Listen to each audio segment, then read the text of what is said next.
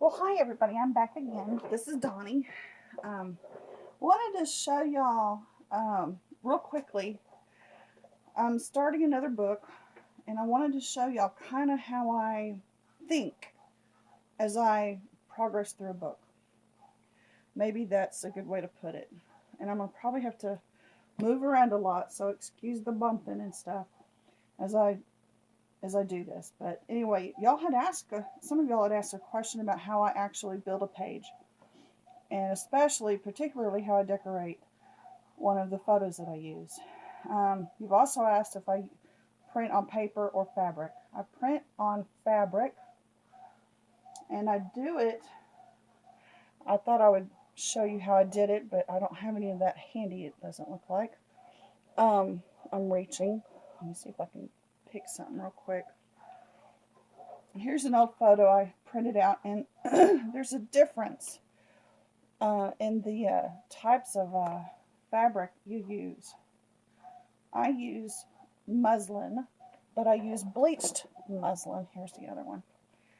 And the bleached muslin differs in that it's been bleached white. Regular natural muslin is darker colored. It's more of an ecru natural color, but it also has a lot of flecks in it. And the first things I started with were some bridal pictures for my bridal bouquet album, and it just did not look good. All of those pictures I thought turned out bad, but of course I keep them sitting around because I can't throw anything away. I'm awful. But see, although I love the richness and the texture of the background, it really made a mess of the pictures, I thought. So I don't know, what do y'all think? Should I use them on something or not? Anyway, that's the natural muslin, the way it comes, I guess. But I have gone to bleached muslin, which is very white. Let me show you a couple of those. They go this way. The bleached muslin, here's the difference. You can see let me hold up one and then the other. This is the background of the bleached muslin. Of course, there's stuff behind it, so it'll make it look different, but let's try this. Sorry, I'm fumbly. So there's the difference between the two. This is bleached on the left and natural on the right, or unbleached, I guess.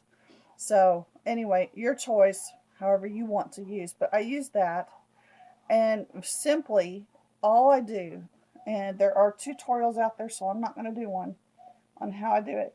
But where is a piece? There's one. My printer prints 8.5 by 11. I believe that perhaps is a universal size. I don't know for sure, but the ones I can get are 8.5 by 11. Okay, so what I've done is I have taken freezer paper. All it is paper that one side of it has a waxy surface to. I take it in sheets the way it comes off the roll. I iron it onto already pressed and ironed bleached, this one, the light one, bleached muslin, and I ironed the waxy side to the muslin. So I put the muslin on top of the freezer paper, waxy side up, and iron it until it's perfectly flat. And then I cut it, once it's cool to the touch, I cut it into 8.5 by 11 sheets so that it'll fit into my printer. All I do is take a piece of cardstock that's that size and cut it. Sometimes I get it a little bit smaller so it'll move freely inside of that. As I pick and choose my photos, I line them up on my page. This one I can get 4 to a page in this size. And these smaller ones, I believe I can get 9 to a page on those. I have to set the printer to accept thicker normal paper. I believe is how mine is set up. On regular paper, I have a problem. It squishes my paper and I lose a whole sheet of it. But anyway, I print on fabric. And I generally do a test run on just a plain piece of cardstock. I can keep cardstock photos, use them on cards or something different in the paper. If I decide to do any paper stuff again, I can make a card or something with it perhaps. But I try to print it on cardstock so it can be kept for the future, and I can have a run and see what it's going to look like printed. A lot of times the pictures, I'm sorry, when they get larger, they don't look as good. For example, this one, even on this size, it was so light, I didn't want to use it. And so I know if it got bigger and it was even that light, I'm not sure I could use it. Some of the pictures I've printed, I haven't used yet, but I'll get around to using them because it seems like I do go through and use quite a few of them on different projects that I come up with. So I have some more pretty ladies I'll be using on something if I can come up with a name for a book. And that's the other problem I have. This particular book, it's got sibling pictures. I'm going to do something with siblings on this one. And last night I came down here and printed and ran 2 pages of 4 each. I had chosen 8 photos from Pinterest. And these are the ones that I want to use in my book. One of these I probably will end up not using because my book is only going to have 7 photos in it. But of these pictures, these are the ones I've chosen, and I think they turned out well. They're rather crisp. That one's not so good. I'm going to put it toward the back. But they're just genuinely adorable pictures, and they really printed well. I was real thrilled with that. Again, this is on the white bleached muslin, and of course it takes quite a bit of ink. But anyway, that's what I used. Those are the ones that I'm going to use in this book. Sibling something or other, I don't know. And then I've chosen this one for the first one to be on my cover. And sorry about the dogs barking. My husband has, I think somebody's here to look at doing some work on the house. But anyway, I've started by making the base of my book. This is using the felt and the glue method that I showed in a previous video. This is a larger book. And of course my dimensions are not next to me. They are somewhere else. But I have started writing down all of the dimensions. And I will either post that on my blog. I'll probably post that on my blog. So it'll be kind of like you can go to the blog and see all the different sizes of books and what their dimensions are. Some of y'all have thanked me for, doing that. So in the video. So I'll do that. And I've also come up, let's see if I can figure where I threw it, another size book last night when I was playing around. And this is a little bitty one. And y'all make some really cute cupcake doily books. And I wanted to do something not round with little tiny stuff, but something kind of smallish. And so I came up with this size. It's,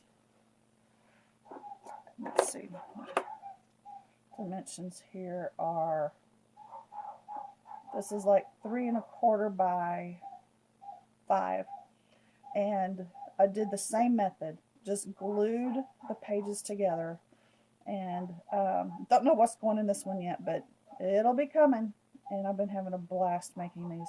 I made this size also in an oval, and it looks like it's going to turn out to be adorable books. But anyway, I wanted to do the sibling one next. I wanted to do another big book. So I am off and running on this one. Just a little bit last night.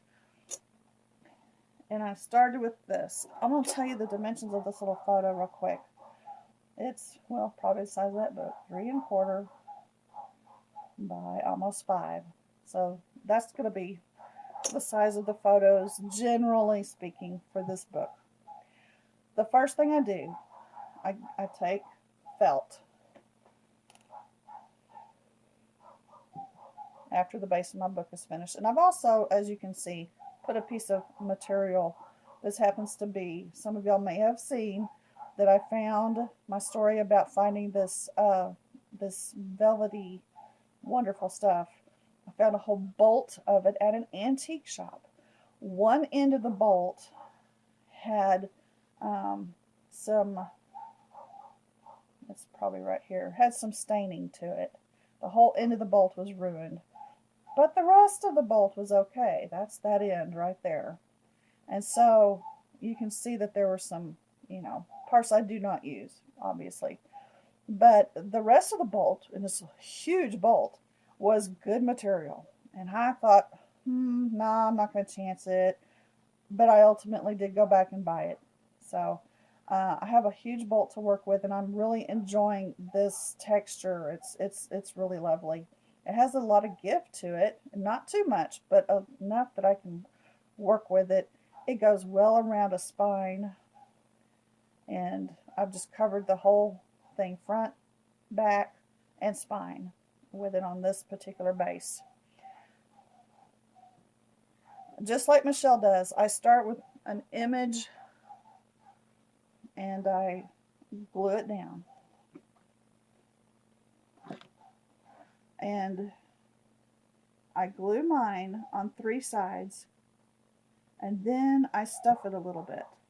So what I do is I'm going to glue it on these 3 sides, just like Michelle Pipeling does hers. And it's a real simple, easy method to me to back a photo so that I can use it and decorate it before I put it on a page. One of the other things I do is to make sure I do not get these wet. Because I print on a printer that is not waterproof ink, I guess. I don't know, y'all. I'm so not tech savvy. Y'all have to forgive me. I probably am the last person to learn how to do a YouTube video. My son has been doing it for years, and it's like, Mom, you ought to try that. Yeah, I know. I just now learned how to, get a picture on a blog, much less a video. But anyway, I do those 3 sides. I generally just choose to leave the bottom open because that's where I work with best, I guess. I don't know. Take a little bit of stuffing material. This is just the stuff you stuff toy animals with, or whatever, pillows, whatever. Some of you call it wadding, but I take just a little bit at a time, and I don't do a whole because this is the front of the album picture. I'm gonna do it more than I would the rest of the photos in the album. All it does is it adds a whole lot of if I stuff them real full, it distorts the photo, I think, and I don't prefer that. Actually, I like a little bit, oops, I missed this little spot here. I like a little bit of depth to the photos, but I can't see putting just a whole bunch of thickness in here because I want the photos to look more realistic, and it's probably just my method of doing it. I know Margaret Tomaso's books, she stuffs her photos and they turn out gorgeous. So as many of these as I've done, I can't figure out how to make them even or pretty, or maybe I should use the quilt batting instead. That might give me a more even. That's really not a bad idea. You think as you work. So maybe I'm going to try that next. I wonder if I have some stashed around here somewhere. But I say I'm going to do this quick, but it's just not going to be quick. Because I'm really wanting to use this for that book. So anyway, there's enough right there, I think, to give it a little bit of depth, and yet it's not going to be too much for me to work with and keep the picture where it's nice looking. And then I'm just going to glue that shut. Trim off any of my yucky excess here. I don't like the white of the felt to show on the other side. I've noticed as I do the decorating around here that sometimes that white of the felt will show through, and I have to watch out for that. So there's my image on a piece of felt, and it's slightly stuffed. Okay. The next thing I would do, and this is where the time-consuming part comes in. So I'm not going to do a whole lot right now except show you my thought process. I'm going to use this one because the front page has got a backing on it. Whichever page you're working on, I happen to be doing this on the front cover of the book. So whichever page you're working on, this is where you determine placement possibilities, shape of your picture, shape of your page. That's what I think. The shape of my page is an oval at the top and the bottom and straight on the sides. I like to do that when I'm working in an oval book. I like a curve on one side, at least.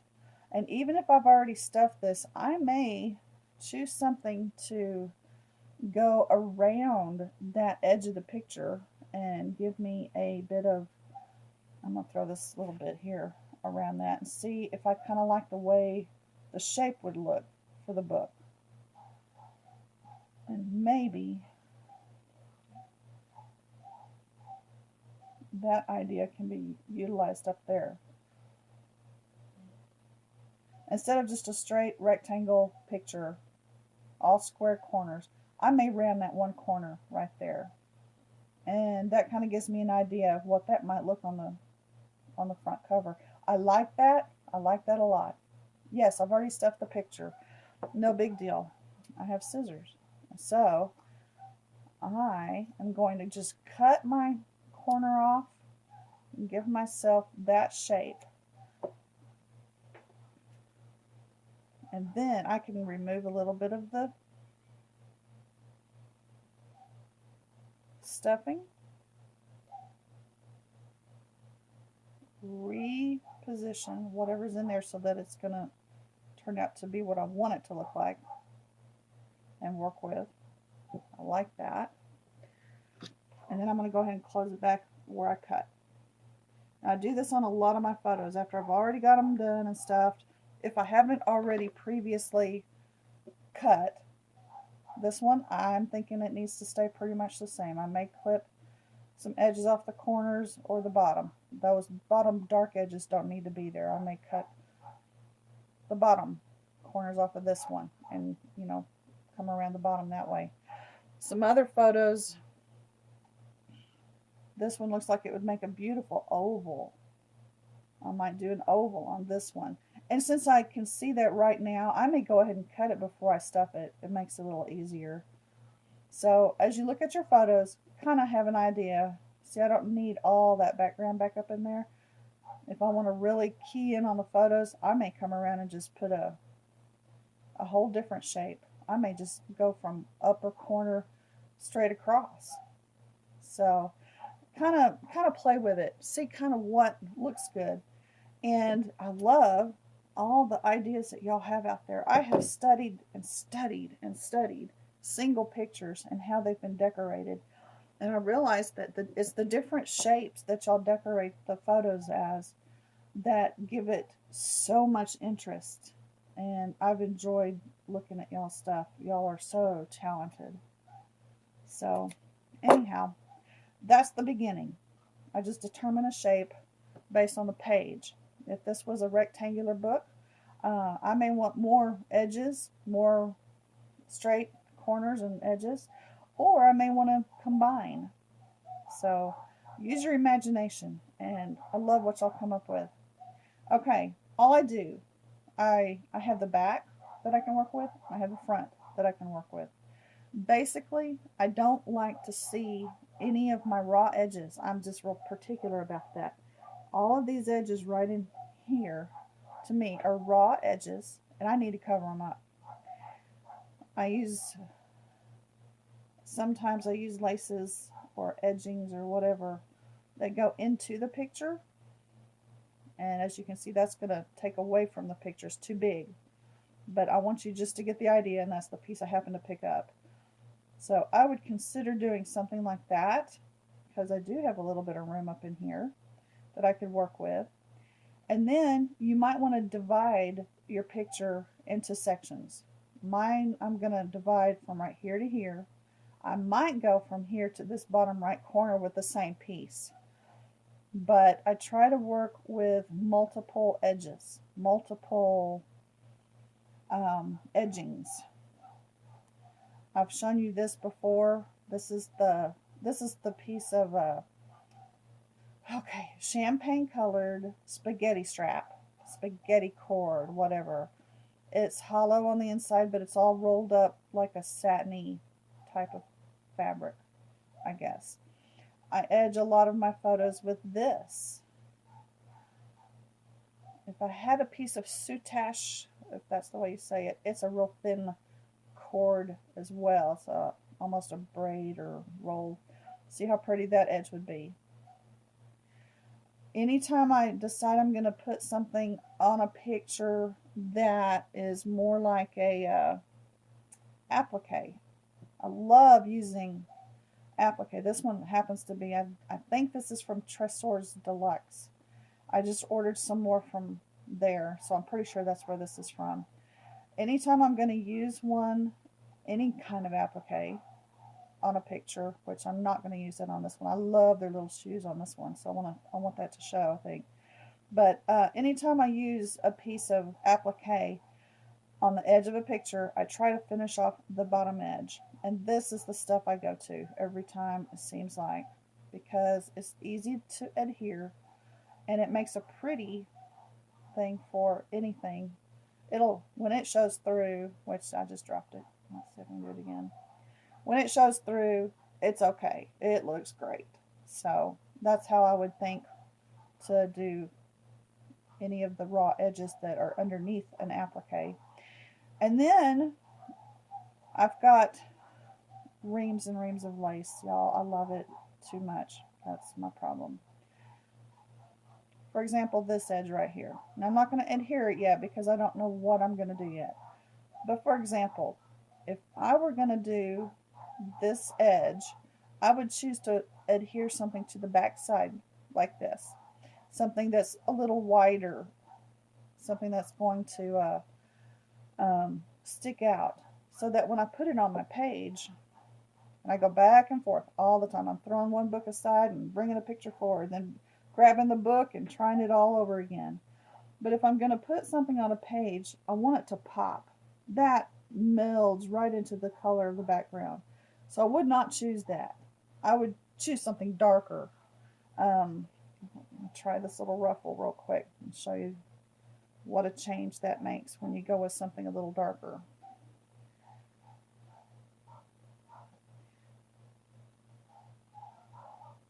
If I chose something darker like that, that would look better, I think. And that's why I have lace in my coffee. If I don't drink a pot of coffee, it goes into my dye pot because I keep a plastic pot of old coffee upstairs. And anytime I find something that's too light colored for me to use, especially the stark whites, like that, sometimes if I have a whole lot of it, like I don't in this one, but I may take a snip of it upstairs. And in the afternoons, I'll throw it in that old coffee and just let it soak overnight and then dry it. Oops, there's the right side. No, that's cute. Oh, yeah. Okay, see, that was nice. Okay, I like that. It is a rather white piece of edging here, but it looks good against this dark edge and with the dark picture. I think that looks really cute. I may go with something like that on this photo. And then I may change the trim and do something totally different around the other edges. Or I may have something creep into the picture like a piece of applique. Basically, I build up a picture and I let my instinct take over, because if it looks good, I'll do it. If it doesn't, I won't. That was a nice little curved piece, but it needs something darker behind it to make the lace show and pop. So that's basically how I would do a picture. Something like that. And then I would want something dark behind it. And using my coffee stained laces and stuff, I can get that and achieve that. So just an idea how I build up the picture. I glue to the back and I glue to the front. Being careful not to get burned.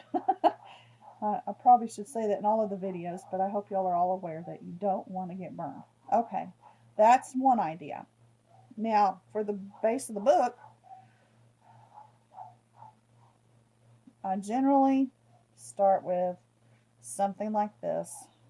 I cut this up last night, and I know there's a spot I can get to where this does not have. I happened to cut this off of a runner, and it was a long runner, and oh, I was so thrilled. I was able to get, there's that corner. Okay, I'm going to start it right here on this corner. I was able to get yards of usable edging, and I was running short so that I can create these wonderful edges. Now, I may not like the color against this particular background. This, by the way, I hope y'all can really see the color. This is a vanilla, I would call it. It is dark ivory. That's called ivory. So I think it's a dark ivory. I took it outside when I bought it, before I bought it, so that I could tell whether or not it was yellow. It is not yellow. I was thrilled to pieces. That's why I bought it. Okay, this is the edging I might use on here, but I may dunk it in coffee so I can get a darker edge on here. I like the color it is, but for this particular background, I'm going to want it to be a little darker. So I think I am going to go ahead and take it back upstairs and give it a coffee dye tonight. I edge my page. I happen to like to droop a whole lot of stuff at the bottom of my pages, front, back, and then all the way through. So I don't start down here and waste this piece. If I did, I'd just be covering it up with something else. So right now, my thought, if I was going to start and use this piece the way it is, I would start adhering it probably right around in here. And I'm going to take it around. Anytime I'm going to go around a curve, I'll just fold over a little piece and go a little further. And then fold over a little piece and go a little further so that I can round a corner, maintain. Oh, that ended up being, that was an edge right there. I'm going to cut that one off. I'll use that on another page. Okay.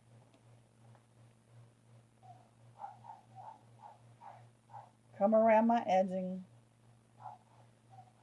folding those little pieces over. And this one, I'm also going to take a piece like I've done on some of the previous books. I really love that. I can take, and I may not use pink, but so that you can see what I'm doing, probably because this has a pretty scallop going into, the way I cut it going into toward the center of the book, I'm going to come around and I'm going to edge it like this with the cording after I get everything adhered and the right color and the right choice of trim. So that's how I would start the book. Maybe even build it up with another ruffle or lace trim or something. Then I would come with my decorated photo on the top and decide if that's melding. And so again, I go back and forth and back and forth. If I like this photo, I like that edging, I make sure my color scheme is right. Color scheme, if I'm going to add pink, do I need more pink? If I'm going to add, just use cream colors, am I going to need more dark colors or more light colors? Sometimes I think of the rule of 3, where if you use, I know y'all are familiar with this, if you're going to do